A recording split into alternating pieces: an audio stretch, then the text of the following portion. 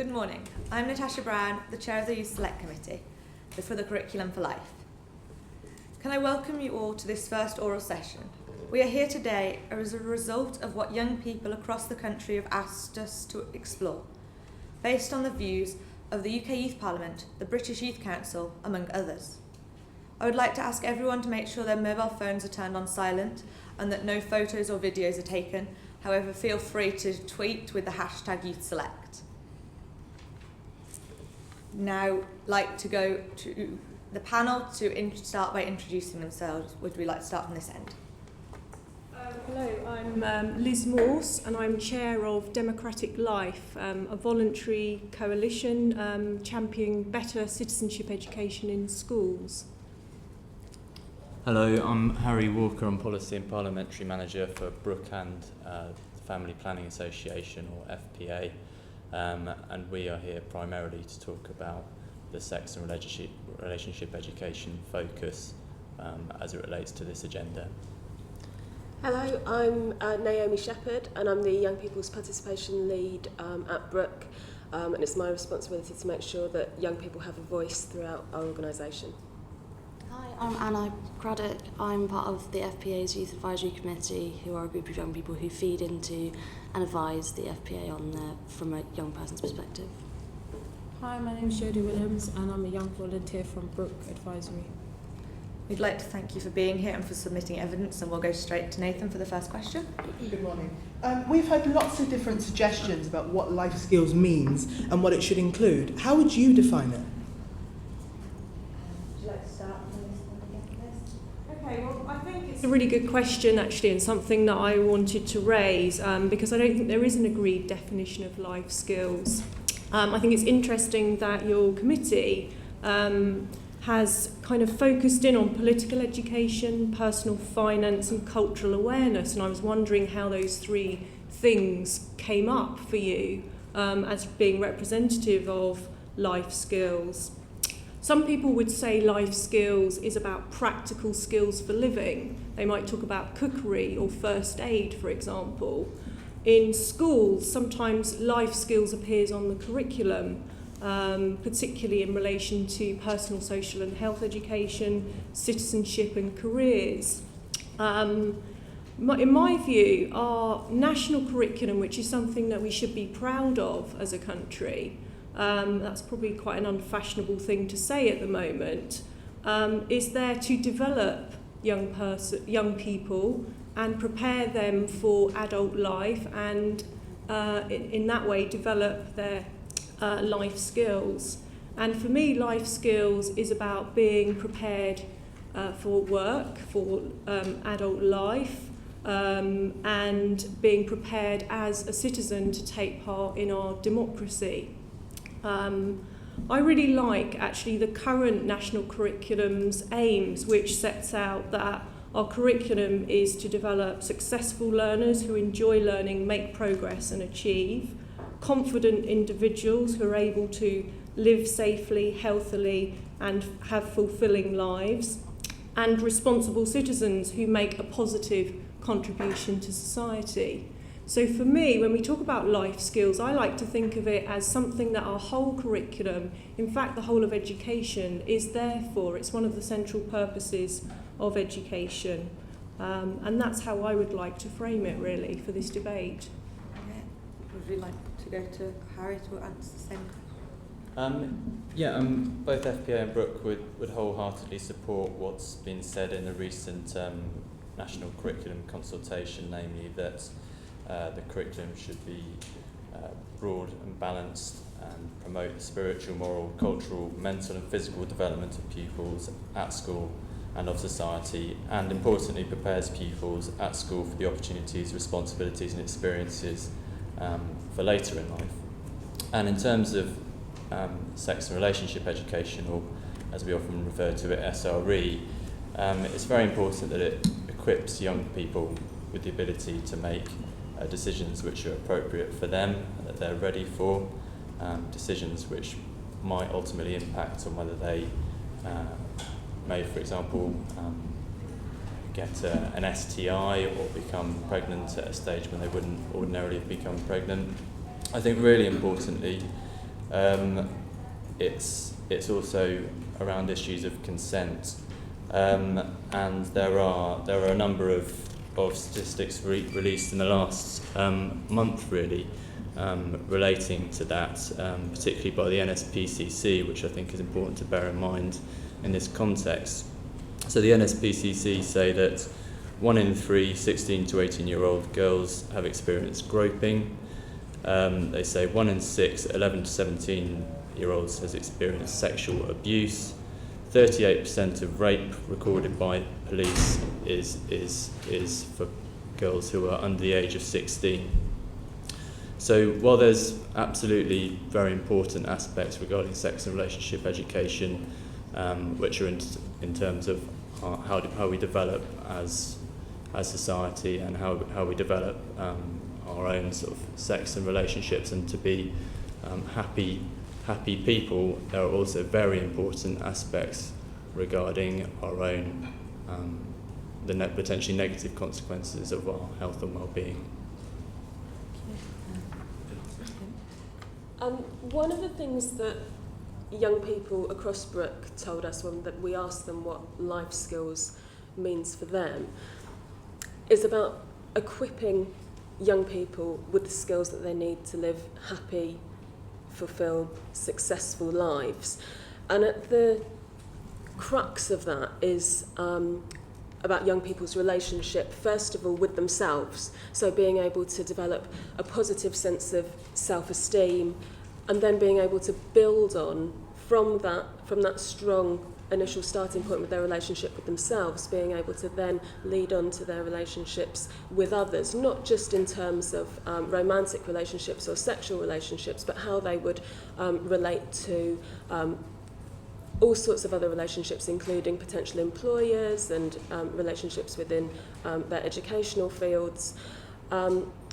So life skills from the young people that I've spoken to and from my perspective is really around ensuring that young people have a very positive approach initially to their relationship with themselves and therefore with their relationships to others. One of the other things that they told us really strongly was that issues around relationships, both in terms of self-esteem and self-perception and their relationships with others, had a massive impact on studying and how they viewed the rest of their lives, their ability to be able to engage well with others in their environment, their ability to be able to concentrate on studying, exams, lessons in general, and then building on to the workplace and further study as well. So really life skills for me is about young people being able to have those really strong, solid foundations. Thank you. Hannah? So when the Youth Advisory Committee talked about this question, we talked about the fact that it's quite a large focus on academia and like processing learning facts rather than life skills such as critical thinking. And in terms of SRE, it's assumed that conversations around negotiated consent or how to do that, or negotiating boundaries, coping mechanisms and relationships are the kind of things that are talked about at home, but actually we felt that's not really a reality, and so many young people are being neglected around that issue. And so we thought it was really important that it became part of the school kind of education system. As well, when we talked about what we thought about in terms of young people, when we talked about these things, we realised that relationships were one of the key things that really influenced young people's lives, and it's the things you remember as you grow up, all the different relationships you have and how you've built on those and how you've learnt from them. So that's why it was key for us, it was included in life skills. And Jodie? Okay. As a young person, life skills for me is not just about what you learn in school. It should be also about, developing your mind as a young adult and going into adulthood. Certain things that we never really touched on at school was stuff like sex education, because we only had like really short lessons, which would be like a 2-week session with 1 hour per week. Also, I feel like life skills, if it's taught in school, we really need to touch on SRE or things like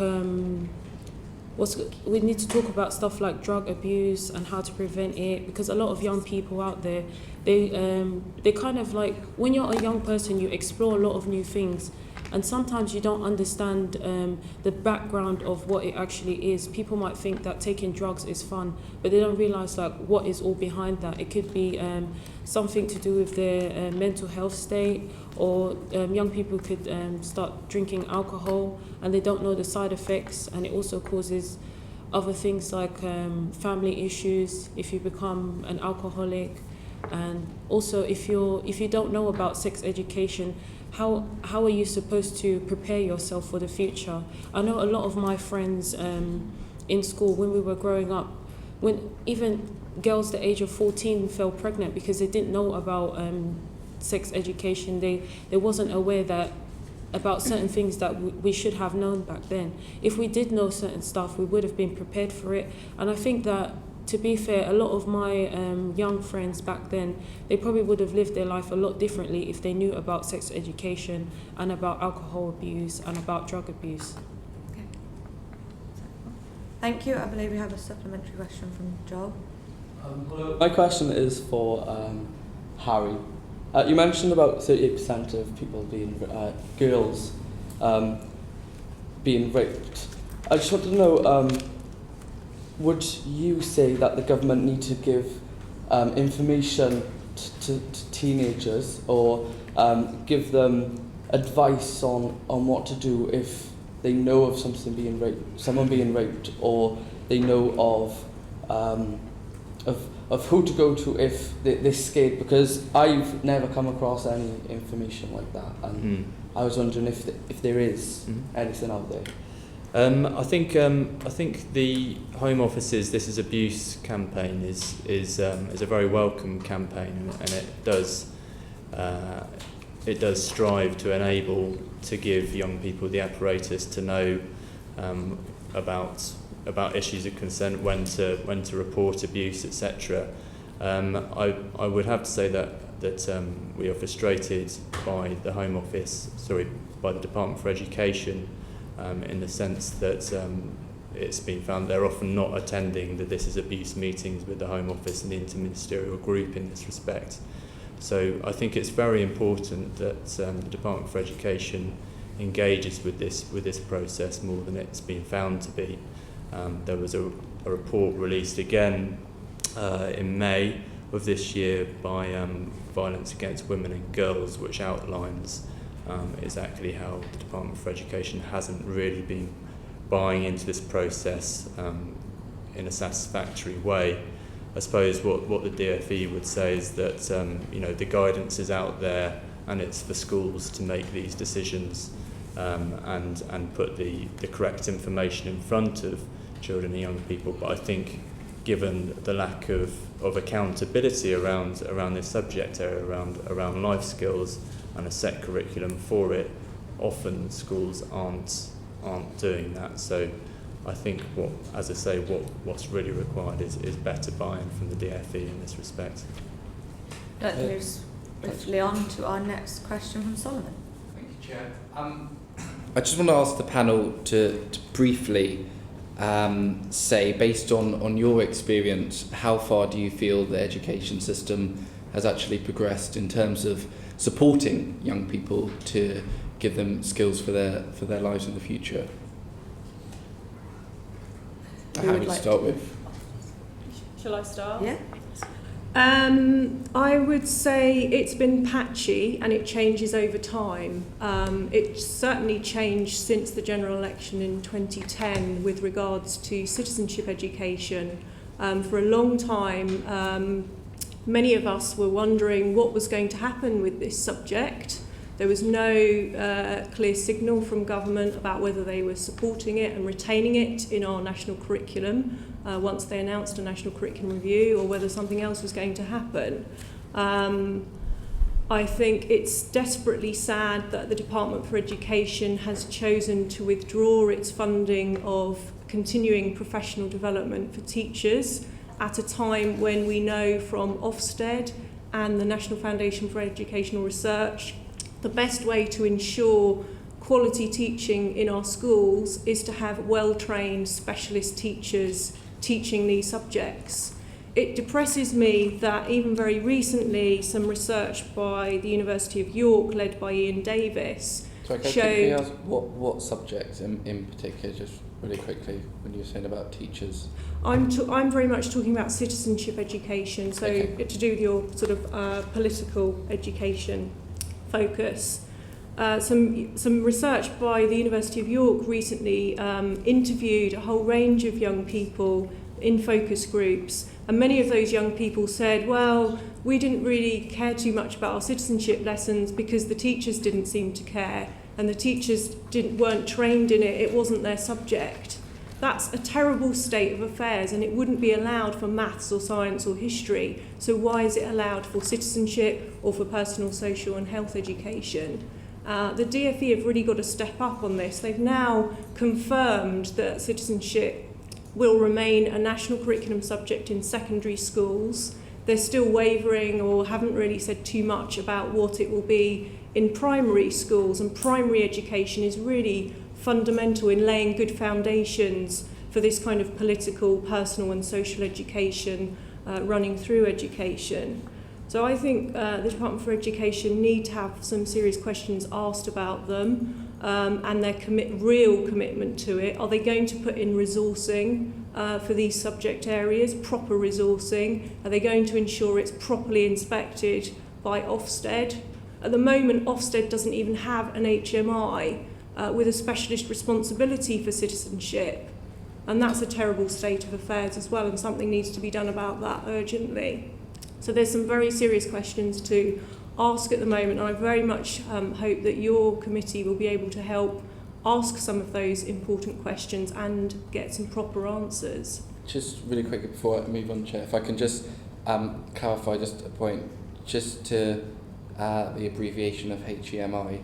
HMI are the kind of specialist inspectors at Ofsted, Her Majesty's Inspectors, I believe it stands for, and I believe you're talking to a colleague of mine, Janet Palmer, a bit later on today, so I'm sure she'll be able to elaborate for you on that. Thank you. We'd also like Harry to respond on this question. Yeah, I mean, I'd wholeheartedly support the points, particularly around teachers and teacher training specifically.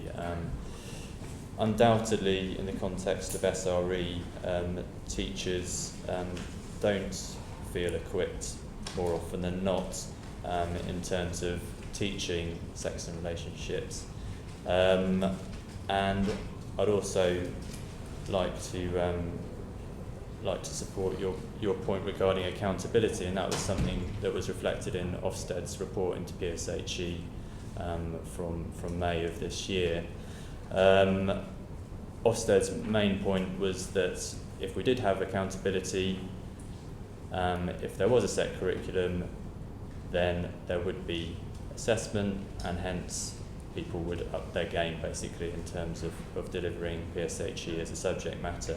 Now, in terms of sex and relationship education, Ofsted said in 2010 that a third of pupils had gaps in their knowledge regarding SRE.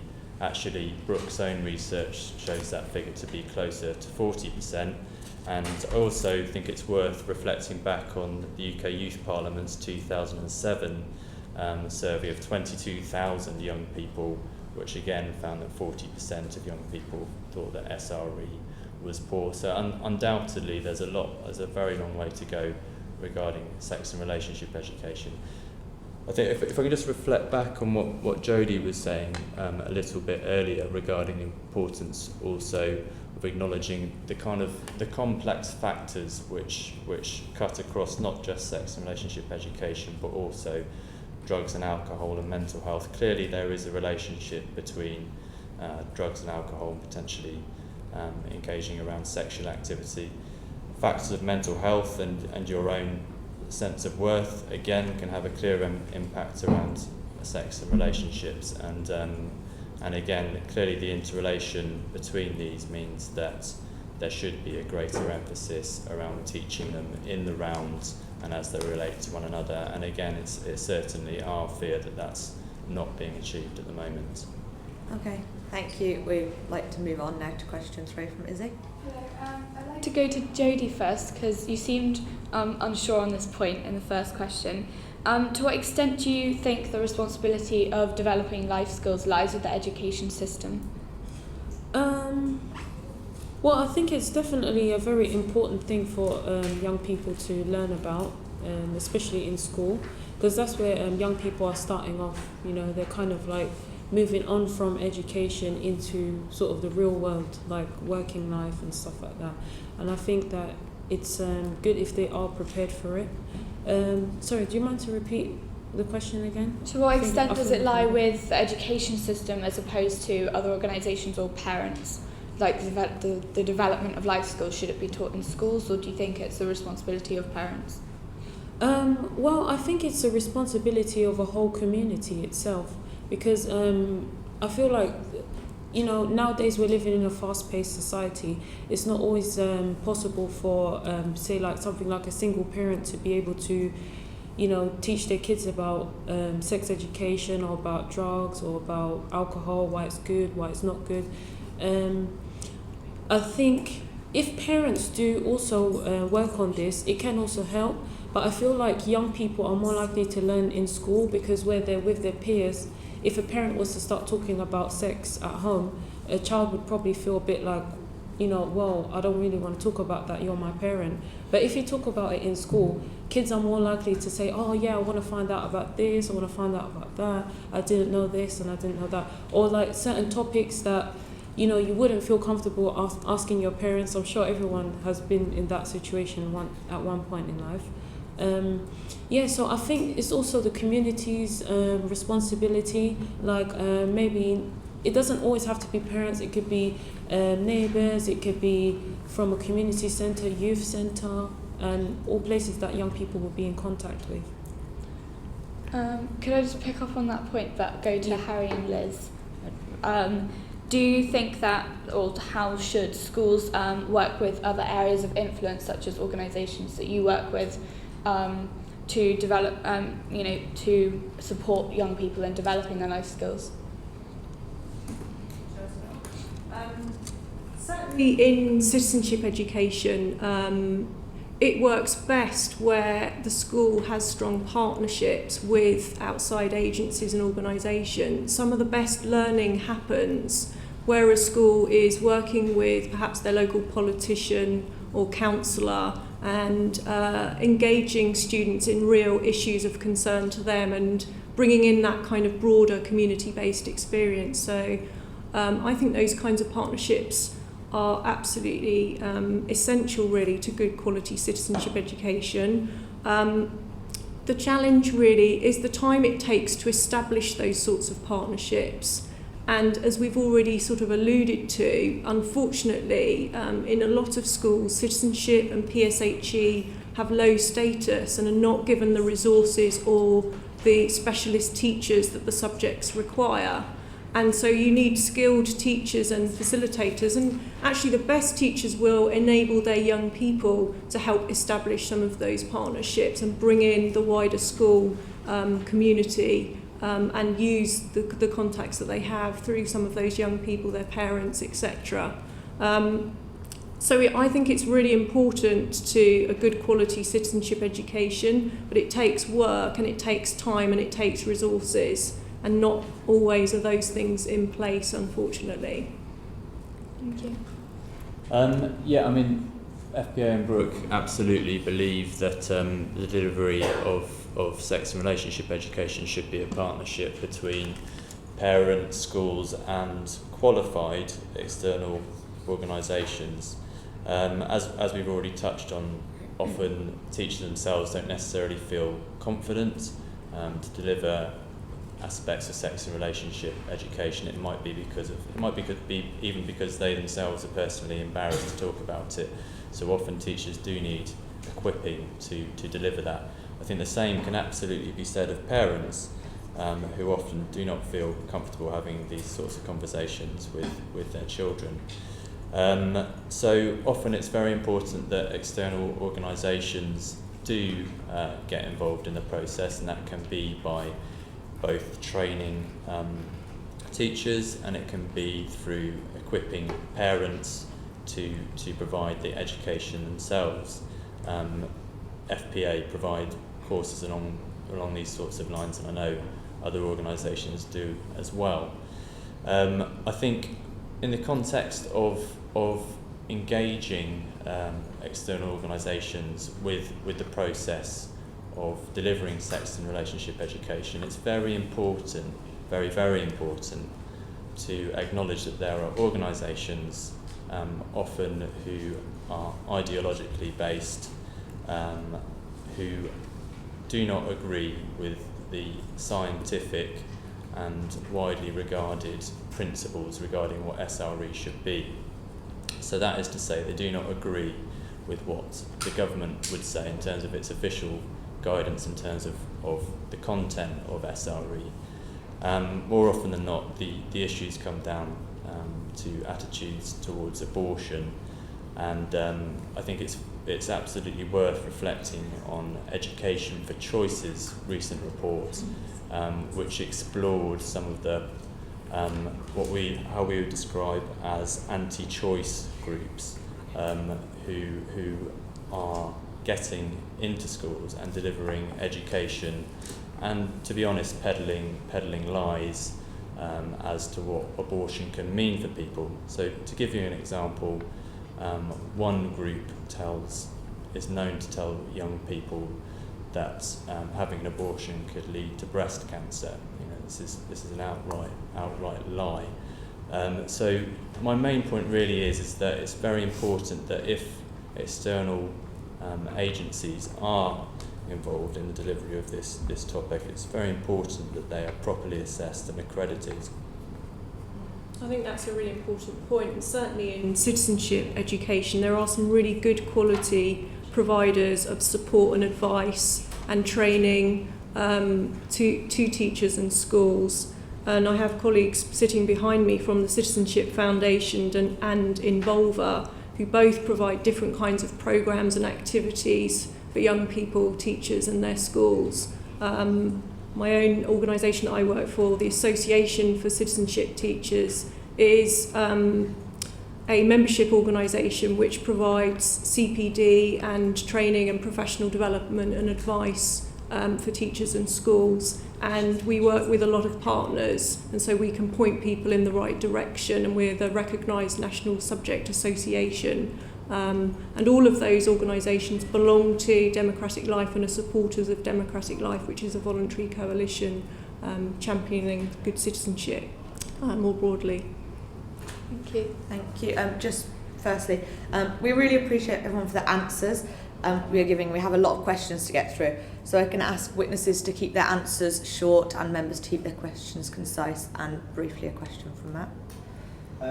We've had a lot of mention about how schools are key in this and how partnerships between schools and organisations are key in this. But how do we go about extending the provision of good life skills to those not within the traditional school system? So, for example, those who are homeschooled. Would anybody like to answer this?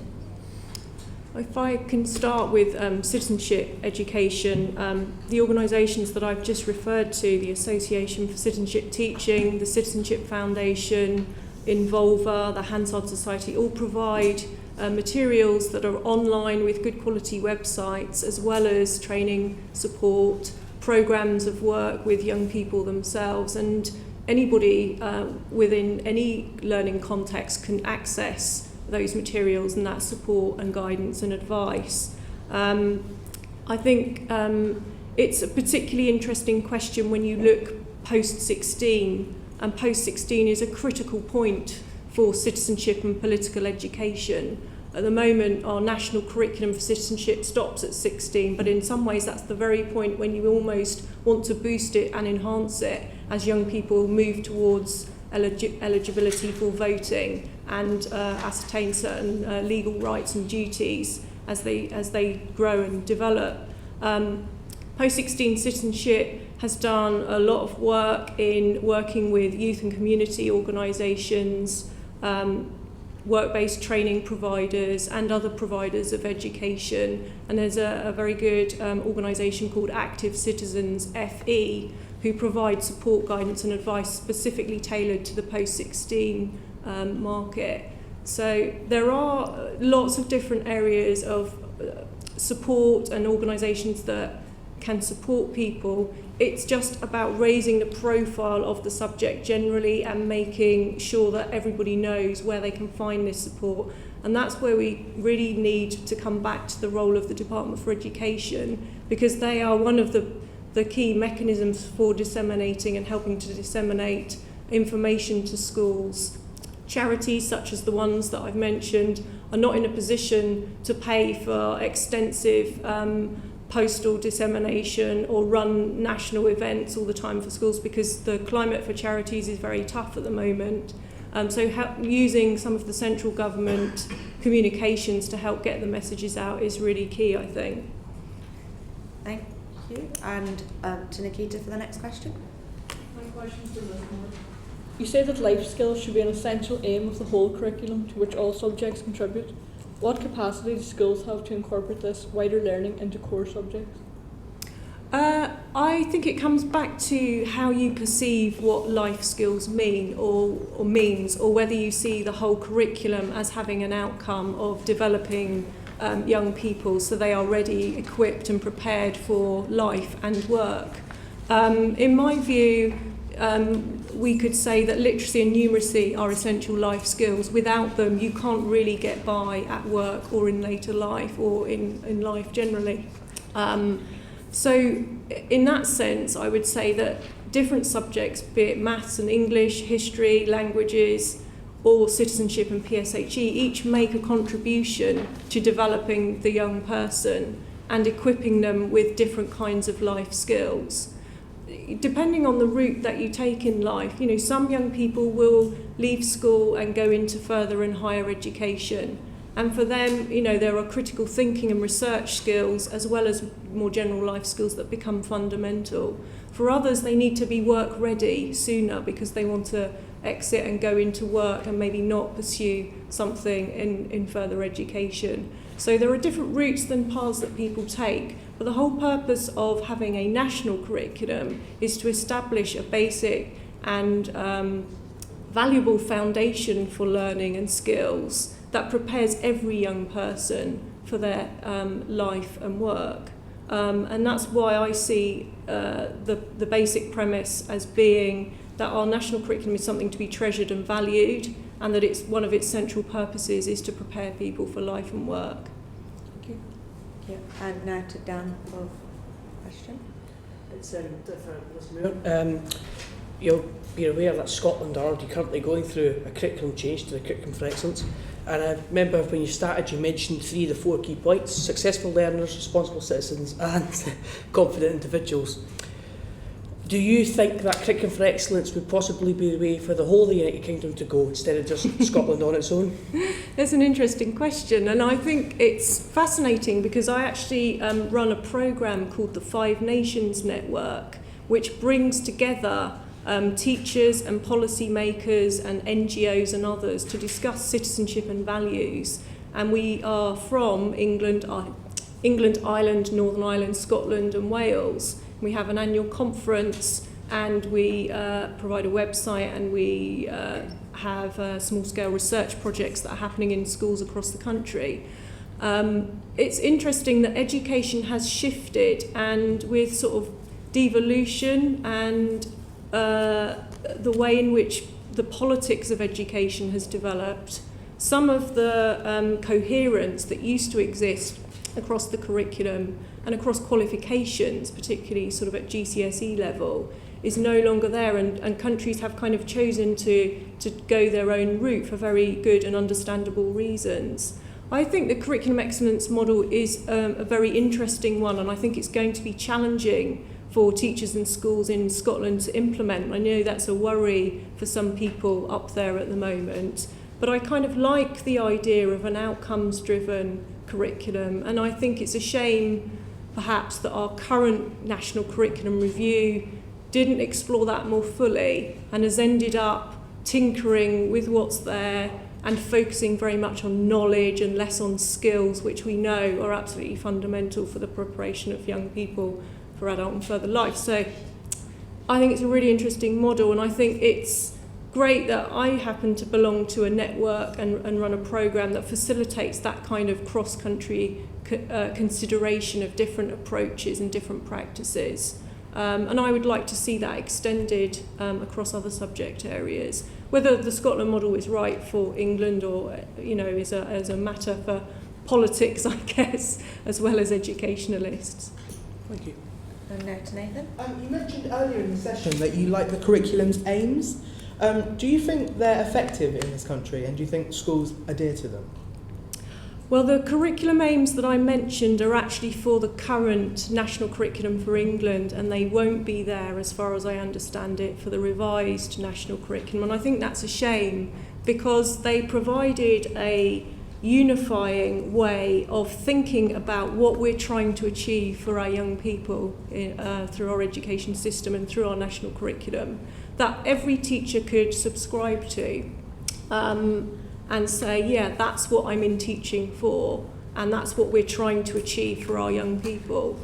Now, in theory, Ofsted, as our inspector of what goes on in schools, were, as I understand it, originally supposed to inspect how those aims are being made, and perhaps this is a question you could put to Janet Palmer later on. But I've never seen anything specifically reported by Ofsted on how schools are achieving those curriculum aims, and I think possibly that's something that could have been done. But as I said, unfortunately, we're now moving to a new curriculum without those rather nicely written, if I say so, coherent aims for the curriculum. Thank you. Thank you. We'd now like to go to Isabella for the next question. So you've slightly touched on this before, but what benefits do you think there are in making PSHE a statutory requirement?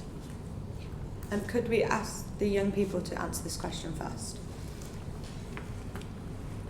Okay. Well, the benefits for me are mainly that it means that every young person will be able to access this kind of learning. And I think at the moment the system relies very much on home life to achieve this, and I don't necessarily think it does for a lot of young people. And as I said before, relationships are so important. It's the things you remember, and it's the things that really mean a lot, and it's how you negotiate your way through life. And through providing sexual relationships education, it's not just about, it's not just about how you have the education, it's about your own experience with yourself, your self-esteem, your self-confidence, your aims and your goals in life. It has such a massive impact on the way you view your future and the way you take your life forward. And if you're able to think about and critically think about what you want in life and how you relate to other people, which is the foundation of kind of relationships education, I think it provides every young person with a really good basis to build on. So I think that if we had like SRE as part of the curriculum, and also alcohol training and drug training, I feel like most people would get a second chance. So a lot of young people, they go through life facing certain things that could set them back. If they don't know about how to build a relationship, then they would probably experience more problems along the way. So, for instance, if a young person they don't understand so much about a relationship and how to build it, they're most likely to be abused, especially when they don't know what's wrong and what's right. So I think if we do have this sort of if we do have SRE as a training and other things involved with PSHE, then it would be more likely that a young person would be all-rounded, and they would be more supported, and they would know where to seek help or how to seek help if they do face any certain issues like that. Thank you. And should we go to Joel now for the next question? Okay, so my question is to Harry Walker. Your research has shown that young people don't believe that sex and relationship education doesn't cover exactly what it needs to. Why do you think this is? I think we've alluded to some of the reasons already. I think often it's because teachers aren't equipped with the appropriate training to know exactly what should be covered. And I think in a minute I'll bring in Naomi, who's Brook's participation lead, because I think often what our findings basically say is what young people want isn't being covered in a number of areas, and it's kind of worrying that actually teachers, stroke the government, stroke head teachers, stroke potentially school governors aren't necessarily listening to what young people themselves actually want. So there's the training aspect, which is very, very important, and as I also mentioned, the accountability regarding this as a subject area is very, very important. There basically isn't any. So those, I think, are the three principal reasons. Do you add to that at all? Yeah, I think life skills and PSHE is the one particular area where teachers are able to bring their own values across more so than the facts. What we're being told over and over again by young people is that teachers are either not confident to speak at all about issues around, say for example, abortion education or LGBT education, lesbian, gay, bisexual, transgender, or in the worst case scenarios, their values will be put across demonstrating absolutely homophobic and transphobic beliefs, totally anti-choice behaviour that deviates massively from scientific facts and medical proof that we have, which then has an absolutely enormous impact on those young people who have either experienced unplanned pregnancy or identify as LGBT, to be hearing those value-based opinions coming from their teachers, or for that education just to be excluded totally from their lessons, has a massive impact on their emotional development. Okay, and can I just ask, to what extent have ideas of what is age-appropriate changed, and has sex and relationship education adapted to this change? Yeah. So, for Brook, we are absolutely certain that relationship education needs to come as early as possible, in a very age-appropriate manner. If you think, children from incredibly early ages start interacting with other people and starting to understand their own bodies and their place in the world, to be able to start education around relationships and around biology from day one of school is absolutely vital, so that they have those foundations to be able to say, I understand my own body, I understand my own boundaries. So children right from reception being able to understand what inappropriate touching is, for example, is incredibly important around safeguarding those individuals. And then once you have those knowledge foundations in place, you can build on that year on year. So, for example, information about or education around abortion or contraception may not come in until secondary school, for example, but that makes perfect sense if you've had all that relationships education coming throughout primary. One of the examples that we've had from young people is that you can teach someone how to put a condom on a demonstrator until you're blue in the face, but if you don't have the negotiation skills to be able to talk to a partner about contraceptive use, it's pointless to have that contraceptive education unless you've had that relationships education first. Okay, thank you. I have a supplementary question from Karen. You've both picked up on the importance of, I think you said, value-based ideas. How do you feel that places like religious schools can pick up on this and ensure that actually the religious points aren't being pushed across, it is the scientific theory base that the government have put forward? Mm-hmm. Well, I think in best case examples of non-faith schools, they're able to very well put across very balanced viewpoints. I think there's absolutely nothing wrong with saying, you know, in this faith, this is what people of this faith believe. However, this is what the scientific community believe. This is what you know, other organisations believe. Having that real balance of being able to demonstrate different types of beliefs that exist, but still maintaining this is the scientific factual viewpoint, so that people can then build their own values around the range of views that are available. Some of the quite worrying responses that we've had from young people from faith schools was around where they did receive sex education. It was in relation to reproductive systems of insects. So not even talking about mammals. So to be able to, for a young person to be able to try and put the reproductive system of an insect into the context of their own lives is quite shocking. And I think at the moment, where we have schools demonstrating that they're linking into sex education in the most abstract ways, that's really very, very worrying. And I think that there's absolutely a place to speak about different religious views, different faith-based views, but within a very strong context of also presenting factual evidence. It's also I think it's just important to point out broadly that actually sex and relationship education, when delivered properly, is shown through international evidence to delay sex. It's not, you know, I guess for a lot of schools that one fear would be that actually if we provide this, we're going to be encouraging our children to have sex at an early age. Actually, that's not the case at all. What it means is that people engage in that activity when they're ready, and they hopefully are doing it in a safer way than they may have been otherwise. Okay, thank you. We'd now like to move to Matt for the next question.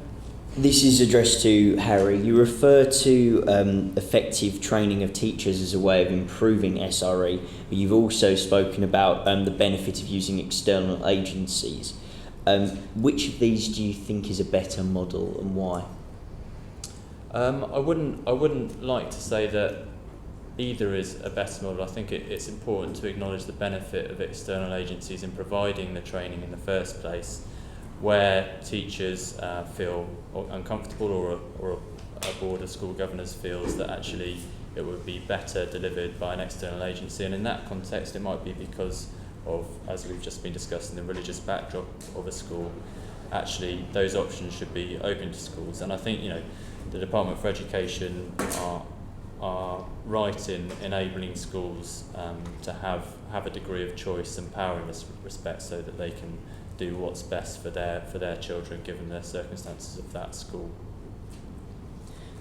And if I may, Chair, just to follow up on, what more do you feel private sector organisations who essentially have a stake in the future employees of the nation, what more can they do to ensure that young people are ready for the workplace, whether that's through SRE training, through citizenship, etc.?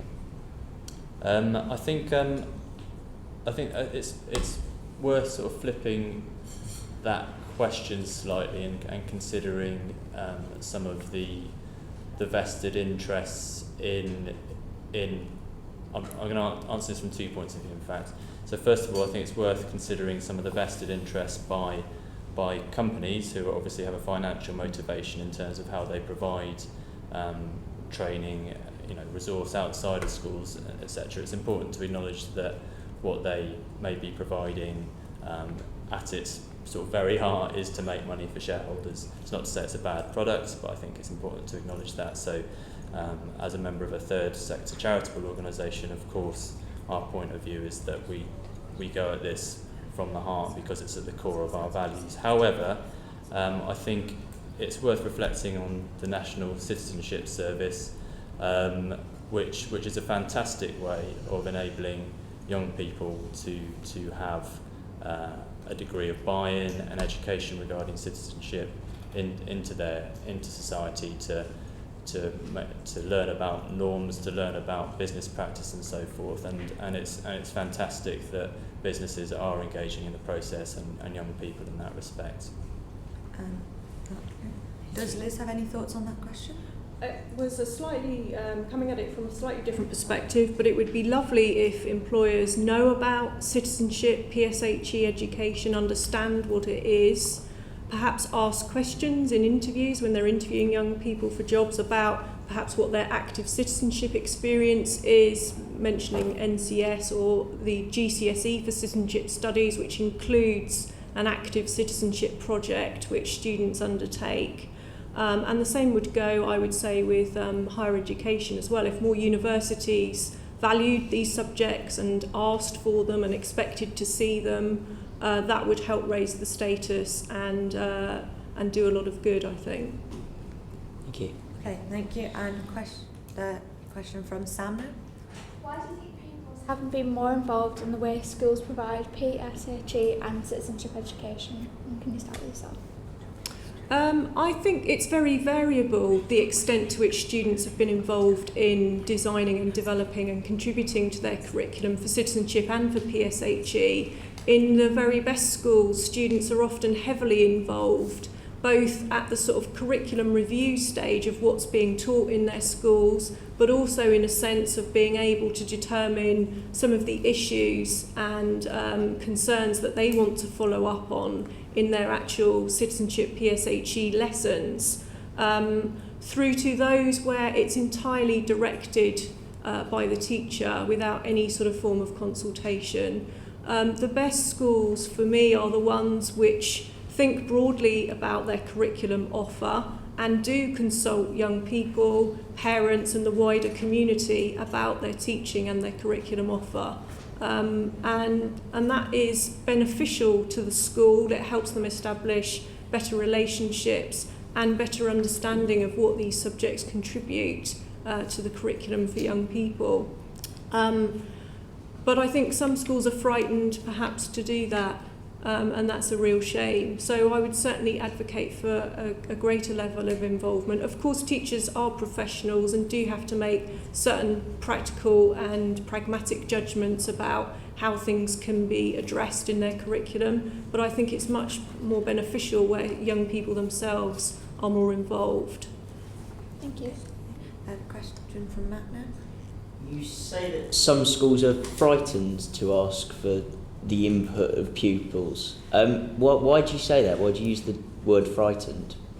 I think I said perhaps frightened. I'm not quite sure of some of the reasons that will be cited, but you know, at the end of the day, our teachers sadly are hard done by and pressed individuals and trying to do a lot in a short space of time with all sorts of accountability and other pressures put under them. And we've also talked about the fact that sadly often citizenship and PSHE teachers are not specialist teachers. They are people that perhaps had a free slot on the timetable and it got sort of lumped upon them. And that's a terrible state of affairs. And they will not necessarily be equipped to have those kinds of conversations or be brave enough to talk to their students about the kind of curriculum that they're offering. That's just a sad fact, I guess. Thank you. And now to Jodie and Anna, I'd like to ask, what way would you like to be more involved in the way schools offer PHSE and citizenship and how they deliver that? Yeah, I would like to be a bit more involved in the sense of making sure that young people do get the right training of SRE and the rest of PSHE altogether. It is a very important topic for young people to learn, and I feel that, you know, all young people feel value in learning about it on the whole. I think it's important to have a curriculum in place that addresses the same things in every school, but I think it's important for schools to also involve young people in maybe doing just some specialist sessions that are affecting young people at that school at that time. That could be through focus groups with young people in tutor group sessions or things like that, just to give that added extra on top of the basis that they're given. And I think I agree in the sense that it's very varying. I think some schools do involve young people, but I think broadly they don't. And if they do, I think normally it's a reactionary approach to something, an event that's happened at the school that hasn't been good for the school or one of their pupils, and so they then realise that they've neglected that issue and may have involved young people then, but I think that reactionary approach doesn't necessarily need to occur if young people are involved right from the start. So how would you practically like to see that schools involving young people? I guess it depends on how the school works and their process, but it could be anything from tutor group sessions with their tutor, having an open conversation about what's affecting young people then. It could be internet survey or something like that if it wants to be anonymous or confidential. I guess it depends really on the school and their methods of engaging with young people, but I think there are a number of ways. Maybe. There are excellent schools who actually involve their young people in teaching some of the sessions, and students will actually research and deliver some of the teaching. I mean, that is done in some schools, and again, that will be frightening to some people, but where it's done well, it can be a very effective tool, and the best way to learn about something is to try and teach somebody else. So, you know, in some schools that's a good and valid approach that will work for them. In other schools it might be something entirely different. Student councils will have a role in some of this in some schools, but not in others. So there's a whole range of options really. So can I just echo that? Where we're seeing peer education programmes working well in schools, they can be incredibly effective. But what we're also seeing from young people who've had peer education in schools that has not been delivered well, so where peer educators haven't been provided with the education themselves to start with, so they've been expected to do their own research and are getting information which isn't accurate and then delivering that to their peers. That's examples of where peer education works very poorly, but where peer educators are being taught themselves by, for example, we have very successful peer educator programmes where the training is initially delivered by Brook to young people, and then those young people go into schools. The feedback that we're having from young people at school is very, very positive about them being able to be involved in that process and co-creation, if you like, of that SRE delivery. Okay. We'd like to thank all the witnesses for coming today, for submitting evidence and for answering our questions. It's been very interesting. I'd like to ask if there's any points you haven't made which you would like to, and what outcome you would like to see from our inquiry. So we start from Jodie this end and work our way down. I can come back to you if you want. Yeah, please. Anna, do you want to start? I don't think there's any points I've missed, but I guess the outcome is I'd like to see a PSHE curriculum that's statutory that would ensure that all children get the same information and level of provision. Okay. Naomi? Yeah, the same, and also just interested to know what the specific outcome of this event will be, so that I can feed back to the young people who've been involved in creating our youth-led response. Well, we're going to have a written report which will be published later in the year, but obviously we're waiting for the evidence to come back so we can finish that. Harry? Yeah, obviously just to say thanks very much for having Brook and FPA here today. And also just to point out a statistic that was released by a survey conducted by the National Association of Head Teachers again in May this year, which said that 88% of parents would like to see sex and relationship education delivered in schools, i.e. they think schools absolutely have a reason to do this. Above all, what we'd like to see is statutory sex and relationship education as part of PSHE delivered in both, and this is really important, in both maintained schools and academy schools. It's a real concern of ours that academy schools have so much flexibility that actually this entire agenda might get missed off, and not forgetting that around about 60% of schools are 60% of secondary schools are academies, and about 12% of junior schools or primary schools are academies. So it's a very significant amount of schools which may miss these points altogether because they have that degree of flexibility. Liz? Thank you. I'd like to say thank you very much for inviting Democratic Life along today and allowing me to come and speak with you. A couple of points. First of all, to say that citizenship is the only subject in our national curriculum that teaches about politics, human rights, law, the justice system, the economy, and the important skills of critical thinking, research, active citizenship. I could go on. Secondly, that the latest Ofsted report we are still expecting, but the 2010 report said that about half of schools don't provide good enough quality citizenship education. So there's a lot of work to do in this area, and we also know that the best schools who offer good quality provision are those where the head teacher supports the subject. There are specialist trained citizenship teachers teaching the subject, and pupils have well-planned and regular citizenship lessons and activities. So we need more head teachers in schools to take this subject seriously, and I agree with Harry's point about academies as well, because they're not, they don't have to follow the same rules around the national curriculum, and therefore citizenship and other things may get lost, that being the case. So we need our head teachers to take this more seriously. I would love you to recommend that every head teacher commits to a good quality citizenship education provided by trained specialist citizenship teachers. If there was at least one trained citizenship teacher in every school, the status of the subject, the quality of teaching and the quality of learning that then takes place would be much enhanced, and so that's what I would absolutely love you to recommend. Last point, I'm an absolute fan of select committees. I did my master's research into the impact of select committees, so I think this is a fantastic initiative that's been set up, and I think it's brilliant that you're able to report, and I very much hope you get a meeting with ministers as well to take forward some of your findings, because that seems to be the only way to get real things done. We are trying. And would you like to end on Jenny? I would like to see a bit more involvement with young people, like direct contact with them, finding out what they would like to learn in PSHE lessons and through citizenship, because those young people are the people that really matter in this topic, and I feel like if you directly ask them what they would like to learn, they would certainly get a lot more out of it in terms of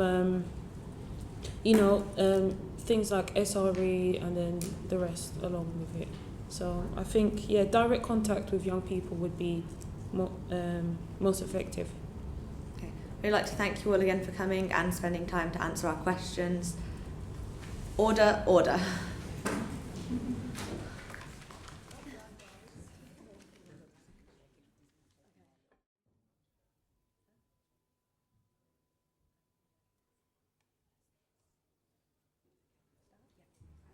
Order, order. We would like to welcome the new panel to give evidence, and I would like to start by asking them each to introduce themselves. We start with Joe. I'm Joe Hayman. I'm the Chief Executive of the PSHE Association, which provides support, advice and guidance to PSHE teachers, particularly across England. Okay, and Janet? I'm Janet Palmer, and I am an HMI, which is one of Her Majesty's Inspectors. But I have the role in the time it used to be called the National Advisor for Personal, Social, Health and Economic Education. It's been changed recently to a National Lead role. Okay. So based on your experiences, how far do you think the education system has progressed in terms of supporting young people to develop life skills that will help them later in life? Is that for both of us? Yes, for both of you. Would you like to start? Okay, you can start.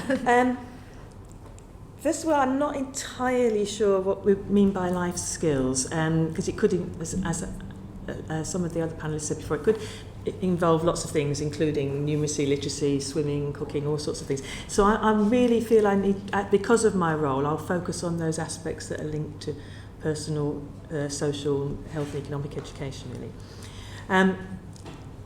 Can you repeat the question again? How is it? How do you think the education system has progressed and in supporting young people with these life skills? It's difficult to say whether it has really progressed. I mean, I've been involved in PSH education for 30 years, and the title of my report, which was based on evidence from 2012, was not yet good enough. And I think you probably could have said that over the last 30 years, not yet good enough, for all kinds of reasons that they're outlined in the report.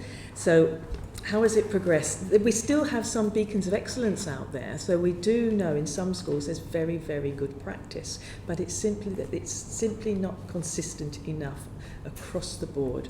And it very much depends, because it's a non-statutory subject, on leadership, on whether or not the leaders of the school are themselves convinced of the value of life skills, personal, social and health education in developing the whole child. There's so much focus on achievement of exam results, but I would like to argue, and the department have argued themselves, that in fact have young people having very good social skills, good self-esteem, good life skills helps them to attain. It gives them a stake in the future for a start, so they want to attain, but also it does help them overall attain better in school.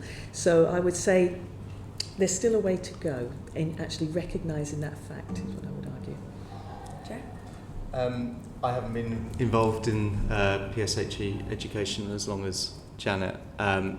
I think I would say that we're in a difficult situation at the moment. I would agree entirely that there's some outstanding practice, teachers doing really, really good work with pupils across the country. But I don't feel that they're receiving the support that they necessarily need. Janet's report, which we wholeheartedly support, talked about 40% of schools not being yet up to standard, and the research was based on evidence from 2012. There's since been a piece of research from the NASUWT union, which we referenced in our submission to the Select Committee, which suggested that planned PSHE provision was likely to fall even more in the context of the other priorities that Janet talked about earlier on. So while there's some outstanding practice and really committed teachers, I think we're in a challenging position at the moment. Okay. How wide do you think the gap between policy and practice with PHSE education is, and how would you maybe close the gap if you think it's really wide?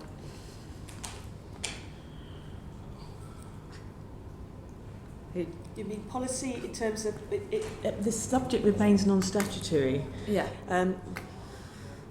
What schools have a certain number of statutory duties, and such as they have a statutory duty, a statutory responsibility in the Children Act 2004 to promote pupils' physical, emotional, social and economic well-being. That's been there for some time. The majority of schools do choose to do this through some form of personal, social, health and economic education, but they don't have to. They can do it any way they choose. And it's also, in many ways, they're not as accountable as in other subject areas because there's no exam, etc., to prove that they're actually doing that at all. In terms of policy, one of the things, the way in which Ofsted can be involved in this, is the other responsibility of schools, which is to develop pupils' spiritual, moral, social and cultural education, the SMSE. And that is something that all schools are inspected on during every inspection that is looked at. And the best ways for schools to evidence that is that they have good or outstanding PSHE education, life skills and citizenship education, because if they have that, their SMSE is likely to be good or outstanding. So in terms of, I think that message is beginning to come through, but it's quite a recent message that that's what inspectors are going to be focusing on, because the policy is ambiguous as to what schools are not sure exactly what's expected of them, what they have to do and what they don't have to do. Okay. You have a question? No? Izzy? Janet, you mentioned there's a lot of focus on academic success in exams. How would you define successful teaching of PSHE, and do you think there could be an exam in it? Do you think that would be beneficial, or how are schools measured to be successful in their teaching of it? The reason why I would avoid there being an exam in it is because I think the very best PSHE programmes are bespoke to that school and the needs of the children in that school. So it would have to be something quite different, I think. I'm thinking of an example, I can think of one school in the north of England, a girls' high-achieving school. The issue there is body dysmorphia and eating disorders. It's not gun and knife crime. It's not other things that would be really important elsewhere. Not that eating disorders wouldn't be important in lots of schools. It is. But really the best programme is able to be quite bespoke, which kind of makes it difficult to think about there being an exam. And there shouldn't have to be an exam for everything in order for it to be successfully taught. I talk about assessment to teachers, and they get quite worried about it, thinking, how are we going to test learning? Well, ask the children. It's not rocket science. Ask them what they've learned. To ask them the right questions. Have they developed their understanding? Can they respond to your questioning? Are they asking you questions when they want to learn more? It doesn't have to be an exam, paper-based exam. In terms of what does a teacher need to teach successfully, they need to know their stuff. They need to be properly, they need to have a proper training, so they actually have good subject knowledge, but also they need to understand what we would call the pedagogy, the teaching skills behind teaching PSHE.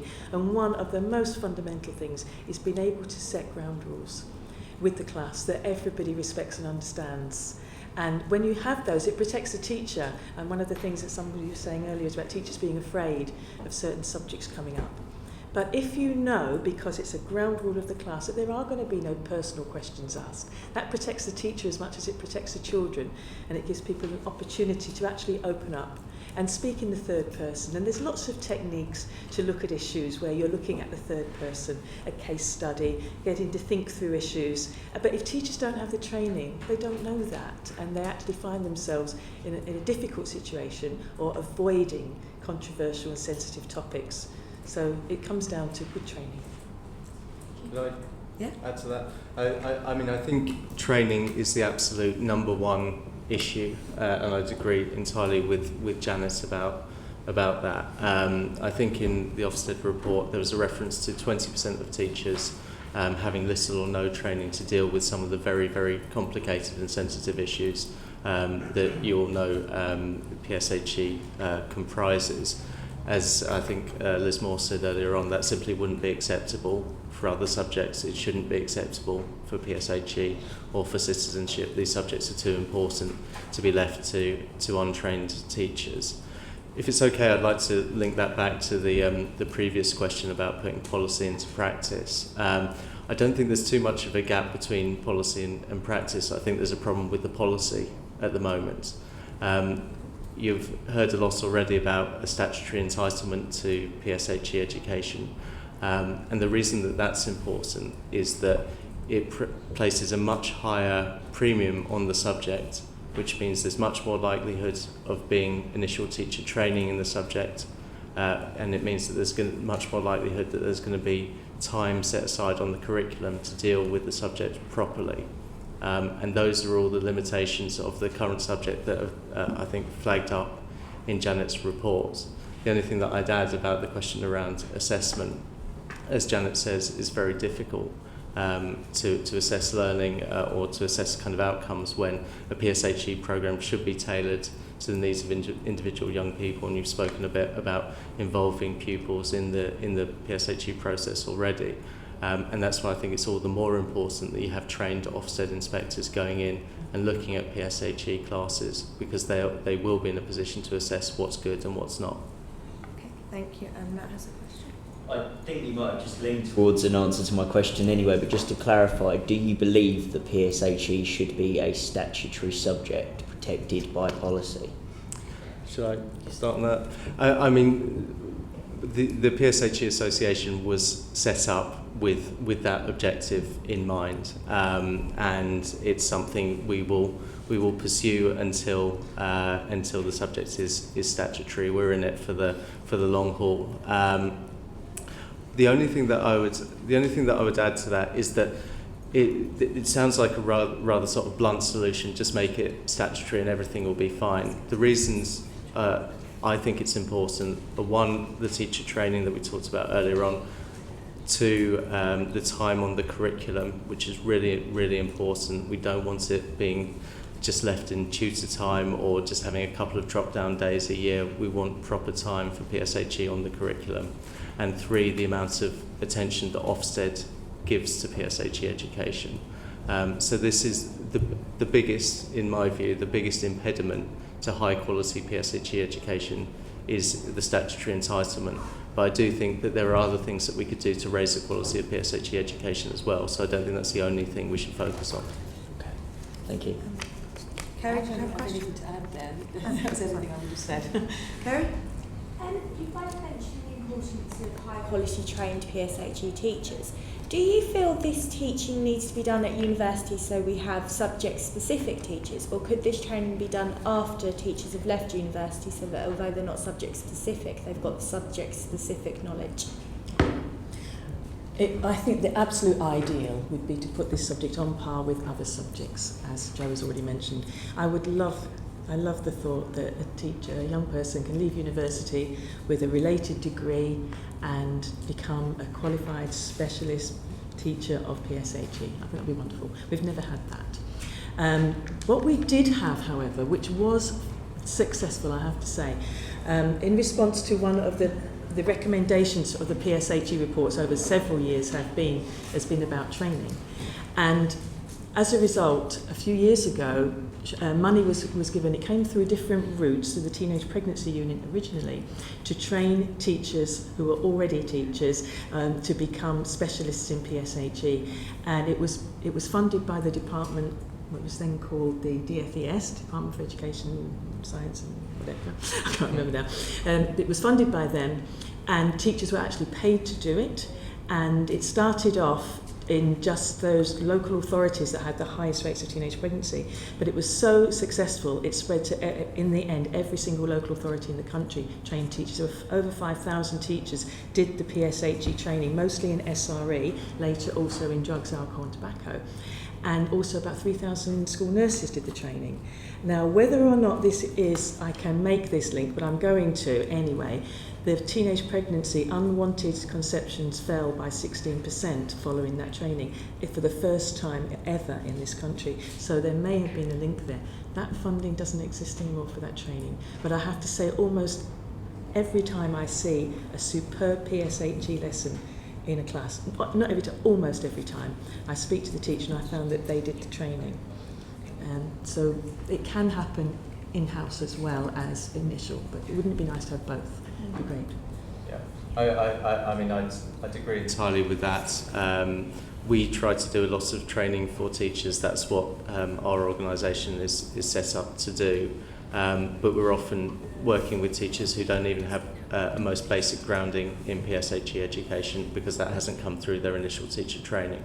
And it would be great, as Janet says, to have both and, not either or at the moment, for some teachers, nothing at all. Thank you. Okay, thank you. And Nathan, would you like to come to your question? You recently reported on PSHE education and in practice on PSHE education. How would you? What were your reasons for undertaking this investigation? Undertaking the investigation of PSHE. Okay. Well, up until now, Ofsted has inspected all subjects across the curriculum. We have done that for many years now. And we are expected, as the subject lead, as I was, to produce what was a triennial report, every 3 years, a report, the state of the nation in history, geography, mathematics, or whatever. That has changed recently, in that there are now no subject inspections from Ofsted, apart from the 3 core maths, English and science. So at the moment I wouldn't be in a position to write another of these reports in 2 or 3 years' time, so we wouldn't have the evidence. So that's something that Jo referred to a moment ago about wanting to have specialist PSHE inspectors, which we're not going to have. But so on the basis of that, producing the triennial report, I looked back over the data over the last several years, but I actually felt that I wanted to do something more recent. So this is only on 2012, and asking different sorts of questions, and specifically asking more questions of young people, because I think their voice had been missed, really. So I included in this an online survey of young people as well, to get their voices, and I've been able to quote them in there, and I think that's very powerful. What do young people think? And it is my recommendation for all teachers when I speak to them about PSHE in terms of the curriculum, find out what young people want. and start talk to them, because goodness me, we were young a long time ago, the situation has changed, life has changed, and things are different in different regions for different children, they face different challenges. So having their voice in there was really important to me. But this was something that I'm hoping in the future we will be able to report on this again, but I'm not sure quite how. Could you briefly outline your findings from that report? Yes, I can. Okay. Well, because PSHE covers a lot, doesn't it? There's so many things. It's personal, social, health and economic education. So it also includes economics and careers. The key findings were that the main one overall was that in 40% of schools it was not good enough, really. It was inadequate or it was requiring improvement. Sex and relationships education, it was about a third of the schools that required improvement there. But the interesting thing was the difference between the primary and the secondary. In the primary schools, it was because the children did SRE, sex and relationships education. In lots of primary schools, they just did the relationships education. They didn't really do... A lot of schools tried to avoided the actual sex bit, including, in some of those schools, preparing young people for puberty. And that's a dreadful thing. If their parents aren't preparing them, and not all are, they have no preparation. And we have young girls who begin their puberty, begin menstruating in year 5, yet they don't get the lesson until the end of year 6. It's a bit late. But in the secondary schools, it was the other way around. The young people in particular said it's all about the sex and not about the relationships. And again, if you're unable to develop good relationships and to be able to negotiate your relationships, then it's difficult then to ensure that the rest of that when you're going forward and growing into and having and developing a sexual relationship, that you're able to do that effectively in the way that you want. The young people, they said a lot of things about that, and particularly one of the things that I was most concerned about was young people being vulnerable to inappropriate sexual behaviours or sexual exploitation because they didn't know what to expect, and they also didn't have the language, including primary teachers and primary pupils and secondary, to explain what was happening to them, because they hadn't talked about it and they weren't articulate. They were some of the key findings. I think others were about things like alcohol misuse. A lot of young children know about what's good, what's healthy in terms of food, nutrition, alcohol. They understand that. Don't necessarily put it into practice. They know the theory. It's the same as smoking. They know the theory. But what bothered me a little bit talking about alcohol was what the missing link there was about understanding about substance misuse, alcohol misuse in terms of personal safety. You need to link these things together. Unwanted sexual behaviours and alcohol work linked together in this culture. They do, and they're often taught totally separately. It's not brought together as an issue, and that's also a part of that thing about not developing the social skills that you need, not having that chance to role play those situations. If it is the question in a primary school, do you want a cigarette? Everybody smokes. What do you say in that situation? Have you role-played that? You're like, my mum will kill me. Whatever it is, something that a child needs to know that they will say to get them out of a situation they don't want to be in. I was in one primary school, which was absolutely wonderful, and the children said, they all had a mantra.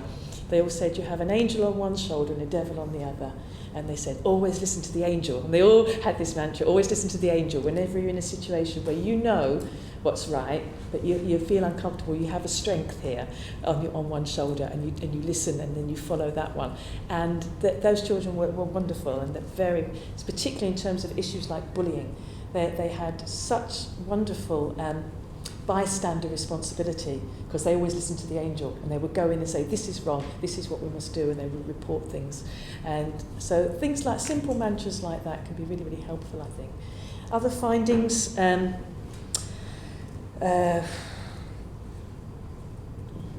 key findings.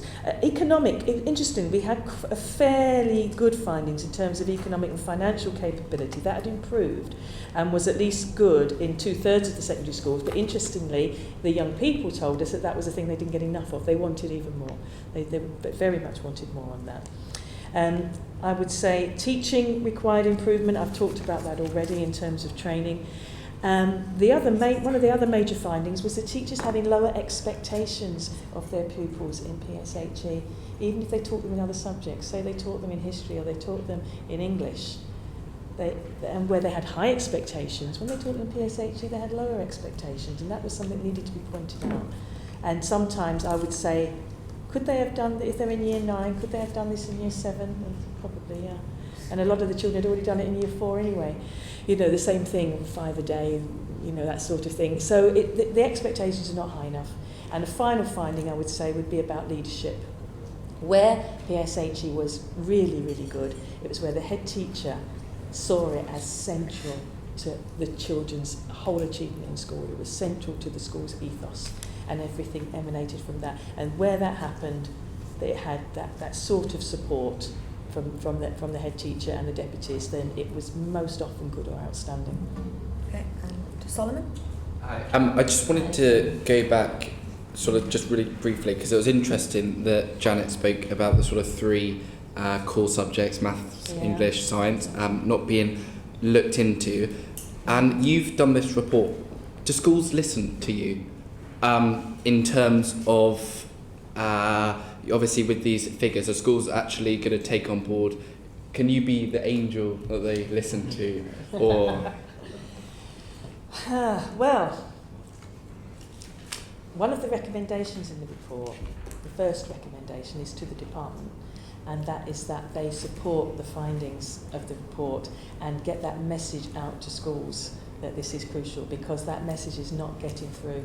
I was yesterday speaking at the PSHE Association conference that Joe had led, and a lot of the teachers who I spoke to, a lot of them are there saying they're having to go back and try to persuade their head teachers that this issue is still important, and that they're losing curriculum time thick and fast, aren't they? So whether they'll listen or not, I think there needs to be a serious message coming from the department to say that they support the findings of this report. And we haven't had that yet. I'm hoping we'll get it. Can I add to that? I mean, I don't think there are many head teachers across the country who don't think that the issues we're talking about today are important. You don't get into being a head teacher of a school without caring about outcomes for your pupils. At the moment, I think the system is providing a disincentive for head teachers and senior leadership teams to give. How? Because if you have 10 subjects which are statutory and which you're held accountable for, and 1 subject which is non-statutory and you're not held accountable for, then when you've got scarce resources and you don't have that much time on the curriculum and you're not necessarily getting trained teachers in, then that's a subject that could fall off the agenda, and that's our concern about PSHE. Thank you, Chair. Okay, thank you. And now moving to Dan for his question. It's directed to Joe Hayman.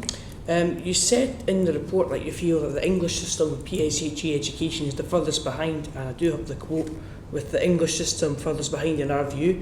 In what ways do you think that the English system is further behind than the rest of the United Kingdom, and then what do you think the English system can incorporate from the rest of the UK and learn and fix the system? Well, I mean, you spoke earlier on in your question about what's happening in Scotland, and the outcomes that you described are extremely positive, and the kind of outcomes that we'd endorse. The Welsh Personal and Social Education Framework is statutory rather than optional, so we talked about why statutory is important, and learning for life and work is central to the curriculum in Northern Ireland. So that's why I say that we're a little bit behind in England. I think there is a lot to be learned from Scotland, from Northern Ireland and from Wales, and internationally as well. And I think what we need to do, and what we have an opportunity now to do, is to bring together that evidence of what's effective with the views of young people, together with the views of head teachers and the views of private sector organisations, the future employers, to think about what the future of PSHE education is going to look like. At the moment, we're in a situation where the Department for Education isn't going to force PSHE education on schools. So we have to come up with something that works for schools, that works for teachers, that fits into their broader ethos. and the other things that they're trying to achieve, whether that's to reduce bullying, to improve academic attainment, all of the other objectives that they're trying to achieve. We need to do better to engage with young people, with pupils, and can I just say that we're all in the sector absolutely delighted that you've taken this on as an area of interest for this year, and we need to continue to have that conversation with you. The ideal situation would be that the Department for Education set out very clearly that PSHE education was a statutory requirement. The opportunity that we have, because they're not doing that, is to bring together young people, schools, organisations like ourselves and corporates to think about what the future might hold. So I think we should, while recognising the difficult situation we're in, also think about the positives and what we can learn from Scotland, for example. Thank you. Yes, you said that obviously the department has made it quite clear that PSHE isn't going to become a statutory subject in schools. Did they make clear why? Did you have any dialogue with them about that? Well, I mean, I've read their submission to the Youth Select Committee, so I mean, I think their position is set out quite clearly in that. I mean, I think there are contradictions within that position, and that they talk about the freedom and flexibility for schools and for teachers to make up their own minds, which would be fine, except there are a number of subjects where schools and teachers don't have the opportunity to make up their own minds. Janet talked about core subjects earlier on, and when you have a set of core subjects and a set of non-core subjects and a set of non-statutory subjects, that creates a hierarchy, whether you like it or not. So those are the reasons that they've given, and I think the key thing is to make a separation between the statutory entitlement that all children should receive a PSHE education, that these issues are so important that every child should receive that education, and the professional responsibility of teachers to engage with their pupils and their communities to understand exactly what the PSHE curriculum should look like in that school. And I think that's the two issues that they conflate a little bit. Thank you. And now over to Joel, your question. Okay, so the responses to the government's PSHE consultation concluded that PSHE should be afforded real curriculum time. What capacity do schools have to do this? What capacity? Yeah. Whatever they choose, I think. And that because some schools do give it sufficient curriculum time. So if some schools are able to give it sufficient curriculum time, and they are often good and outstanding schools, so they are achieving across the board, then other schools could also give it sufficient curriculum time. Interestingly, I was in one school, I've quoted them in the report, where I thought the curriculum was outstanding, where I went in and I said, I've come to inspect PSHE, and they said, we don't do it because it's everywhere. We do it, and I thought, that probably means it's nowhere, but actually it was everywhere, and it was properly taught. And within other subjects, every teacher had a responsibility, but they were also trained in aspects. And also in tutorial time was superb, and often it isn't. That 20 minutes were really, really well used, and discrete subjects, and optional courses that children could opt into.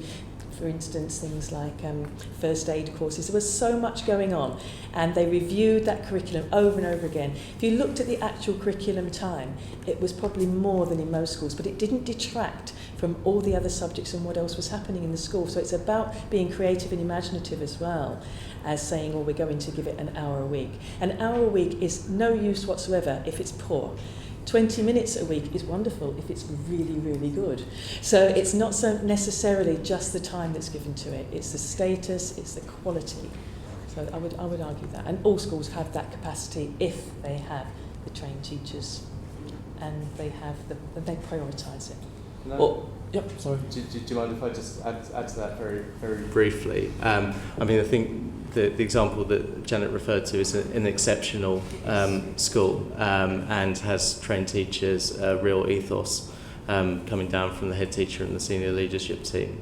In most schools, we think that it is important that there is curriculum time given, but that links across to other subjects as well. You talked in the earlier session about abortion, for example, a very challenging subject where religious education comes together with personal social health and economic education. So it's absolutely right that those there should be interrelationships between the subjects.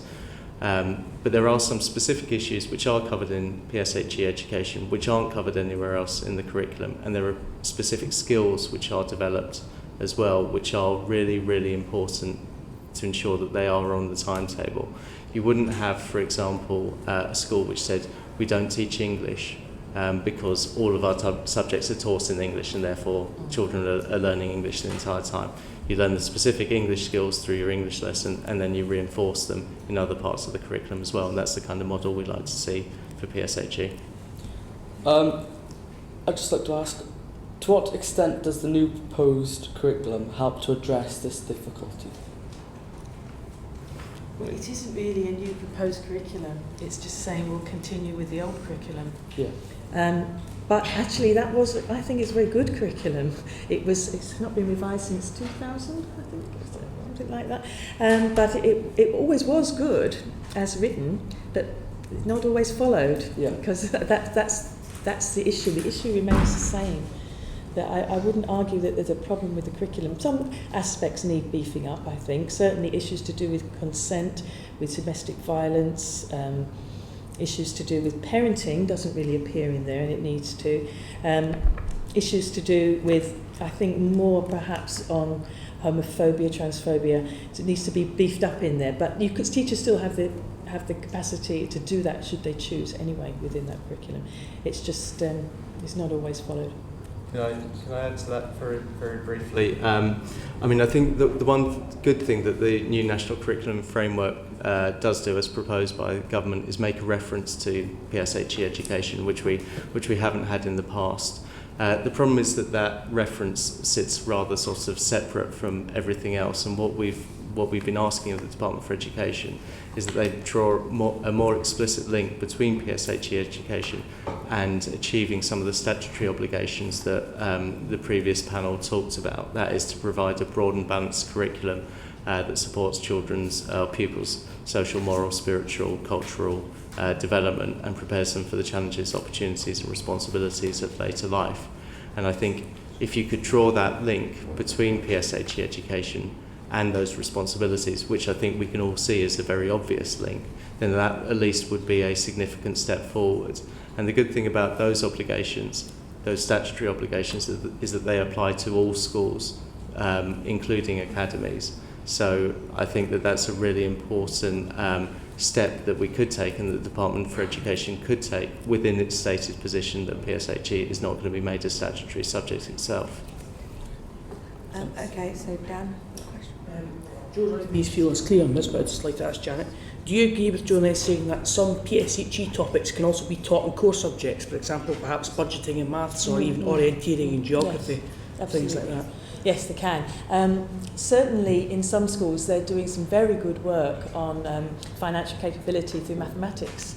And those mathematics lessons, I'm sure, are really interesting because of it as well. It's what young people want to do. I don't see any reason. But there are other aspects of that I'd like to see them working in collaboration. For instance, if you're doing something about financial capability in mathematics and you're learning about compound interest, etc., you also need an opportunity, which the mathematics teachers may not be trained to do, to also discuss issues about getting into debt, how that happens.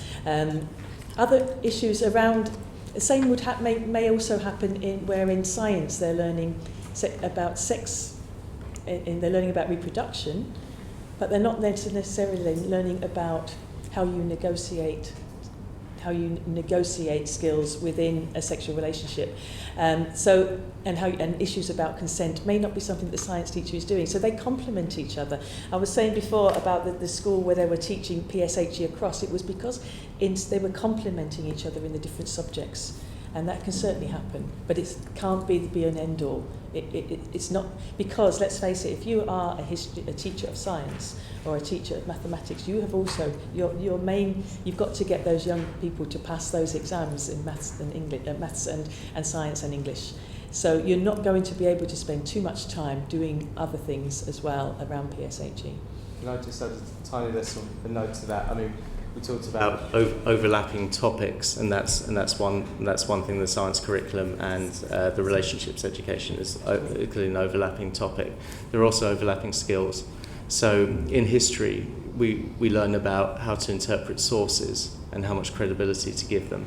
And I think the same could be applied to looking at what's on the internet and what you hear on Twitter and Facebook and whatever else, and how true that is, and being the sort of critical thinking skills you have at looking at information provided through the media that you might learn about in PSHE is exactly the same sort of skill you'd be learning in history in terms of interpreting sources. So I think there are really creative ways, but I think there still needs to be that place for PSHE on the curriculum.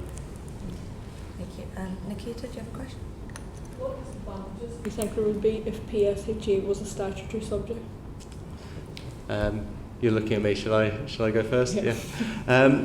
Well, what disadvantages? I mean, this is obviously speculation, but I think there are some statutory subjects which the equivalent associations don't particularly endorse what the government's come up with in terms of the national curriculum and the programmes of study. So it doesn't necessarily follow that because the subject's statutory, the experts or the subject associations would necessarily have the programme of study, the programme of learning that they actually want. And I think we've got quite a fine line with PSHE because, as Janet said earlier on, we want that to be locally determined. We want children to be involved in developing the process.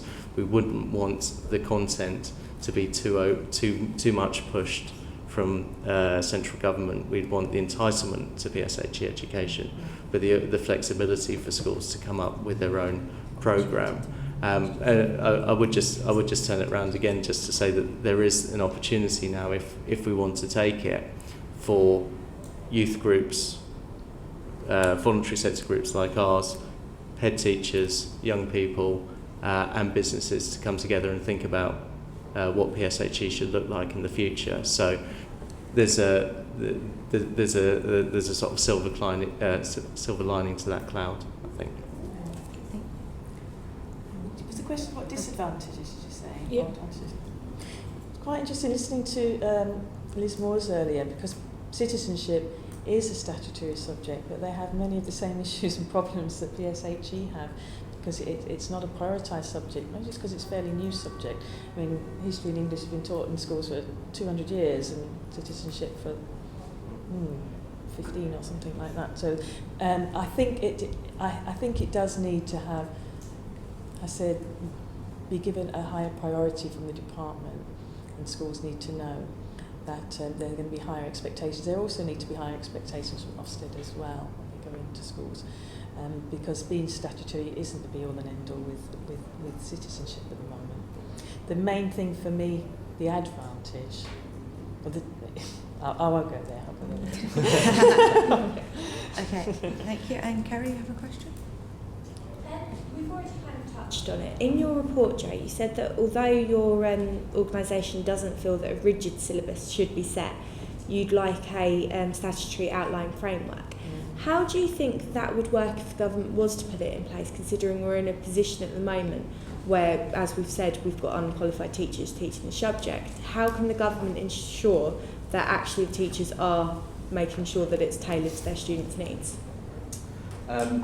Well, without completely wanting to pass the buck, part of Ofsted's responsibility, I think, is to make sure that whatever the sort of DfE's policy is being implemented to a degree. But I think the bigger issue for me is about the teacher training, is about ensuring that there is an expectation from initial teacher training providers that teachers will be trained in how to run a good PSHE, how to develop a good PSHE program, and the most sort of central part of that is starting from where children are.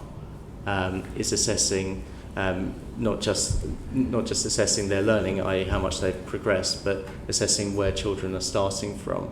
And really good PSHE teachers start at that point, try to identify what children's needs are, understand the community, understand where children are coming from, and then build their PSHE programme from that. So, I mean, I think the accountability would probably come through Ofsted, but the biggest thing is to ensure that every initial teacher training provider knows that they have to train their teachers, their newly qualified teachers, in PSHE. You're saying the accountability coming through Ofsted. One of the things that I think that's going to happen even more in the future is because schools do have a responsibility to safeguard young people. And that doesn't just mean safeguarding them to make sure that they're not going to have trips and slips in school, but it's also about emotional safeguarding as well, and safeguarding them against the things that might happen to them in the world. And that, I think that whole safeguarding agenda needs a big rethink. I think particularly in terms of what we've been looking at only in the news yesterday about the men being sent to jail for the exploitation and sexual abuse of young women, which we know there are another, I think it's 51 cases being investigated at the moment across the country. I think that whole issue of safeguarding needs rethinking, and if it is, then where else but in PSHE are those issues going to be really looked at seriously in school and dealt with to prepare and arm young people to be able to help to safeguard themselves. One of the things that I mentioned in the report is that simple question about letting young people know that they don't have to keep adults' secrets, because it's when adults know that young people will keep their secrets and they think that they should have to keep their secrets that young people can get exploited. But they can keep surprises, but not secrets. Surprises are fine. You know, you're going to get a surprise birthday party or something. That's going to happen. Everyone's going to know about it.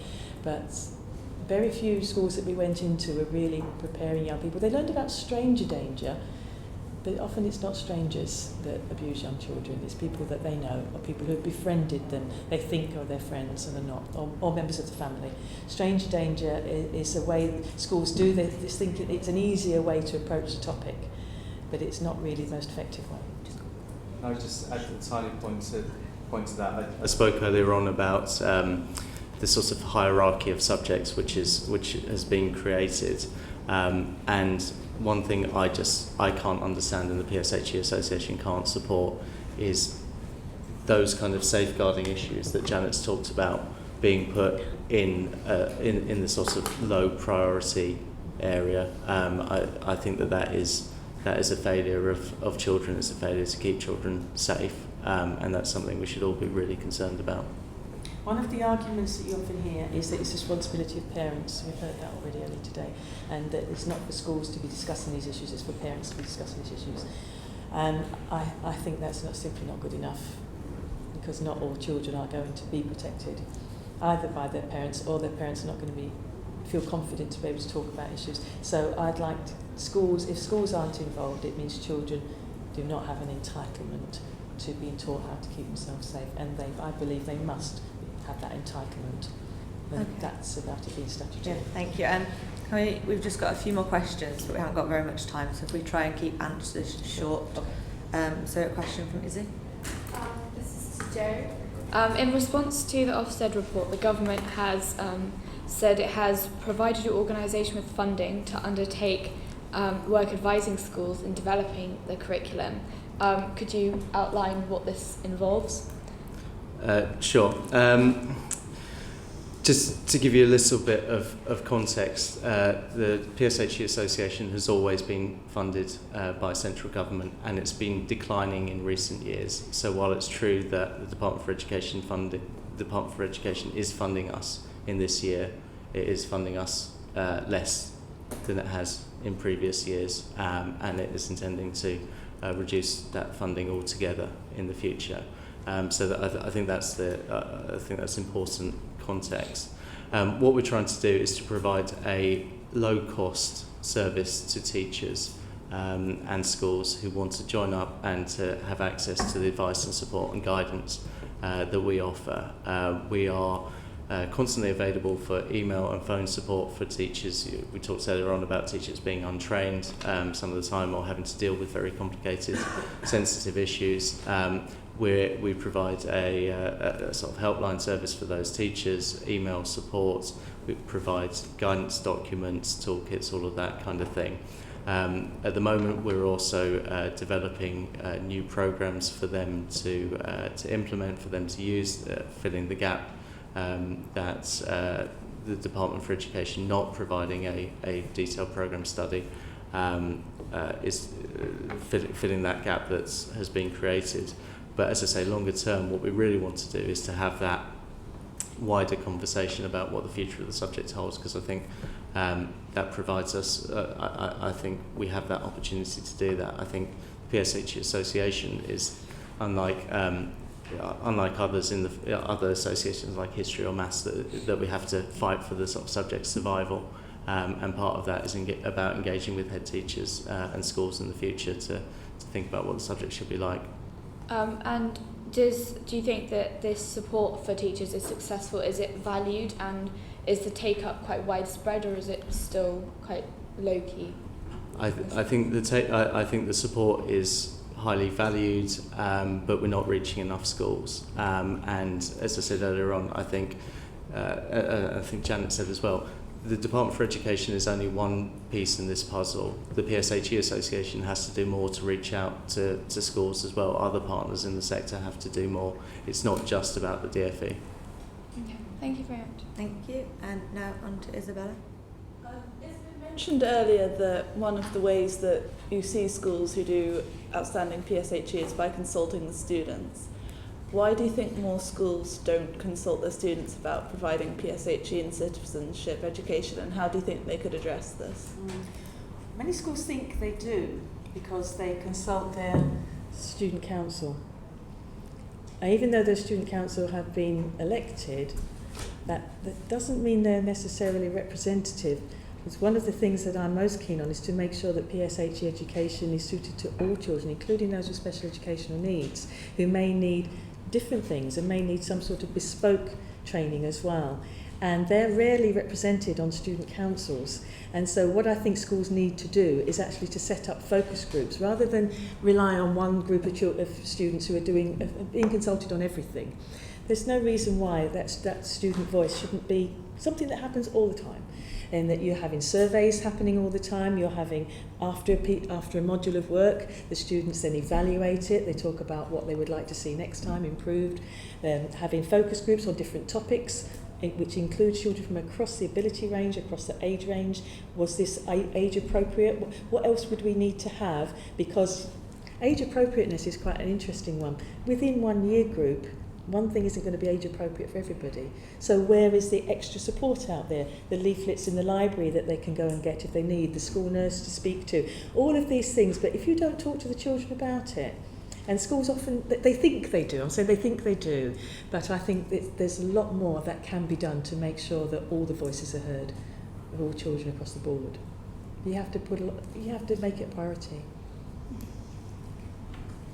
So we'd like to thank you for your time, for both submitting evidence and for coming here today to answer questions for us. We ask if there's any points you'd like to make which you haven't already made, and again ask if what you would like to see from as an outcome from our inquiry. So we'll start with Janet. Thank you so much. I am so thrilled that this is your topic. Wonderful. Just what we need. I don't think there's any points that haven't already been made this morning. The main thing will have already been said, I would say, for the subject to become statutory. Not that that's the be-all and end-all, because it hasn't been necessarily, but that will then, hopefully, raise the profile and also will then attract funding for training. Whilst it's non-statutory, it's very, very difficult to attract funding, and particularly for initial teacher training. That's what I would like to see. I think that would make all the difference. Okay, thank you. And Joe? I'd also like to say thank you both for today and for the sorts of broader campaign. It couldn't have come at a better time for the subject, and it's hugely important, and we really hope that you will continue beyond this year to keep up the interest in PSHE education, because these issues are going to continue. I didn't get a chance to answer the question about how do you define life skills, and if you'll indulge me for a moment, I think it's about managing the key moments and making the key decisions that define all of our lives, and I think that's quite a good way to encapsulate all of it. I think what that means in practice is making the subject a statutory subject. I think that should be all of our long-term aims. I think in terms of your reports and in terms of your future engagement with ministers, I think you might want to look at linking PSHE education to existing statutory obligations that schools have, which means that the DFE does not have to change its position that the subject is not statutory, but does provide an opportunity to link the subject to statutory obligations, which would be a substantial step forward. But I also hope that your report will include recommendations for us, other voluntary sector partners, Ofsted, because being statutory is only one piece in the puzzle. It's a very important piece in the puzzle, but it is only one piece. Okay, thank you for your time and giving evidence today. I'd also like to thank the audience for being here. Order. Thank you.